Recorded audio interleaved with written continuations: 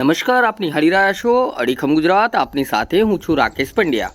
ખાનપુર તાલુકામાં આવેલ બાવળિયા ગામની પ્રાથમિક શાળાનો કોટ થયો ધરાશાયી. મહીસાગર જિલ્લાના ખાનપુર તાલુકાની બાવળિયા પ્રાથમિક શાળાના કમ્પાઉન્ડમાં બનાવેલો કોટ થયો ધરાશાયી.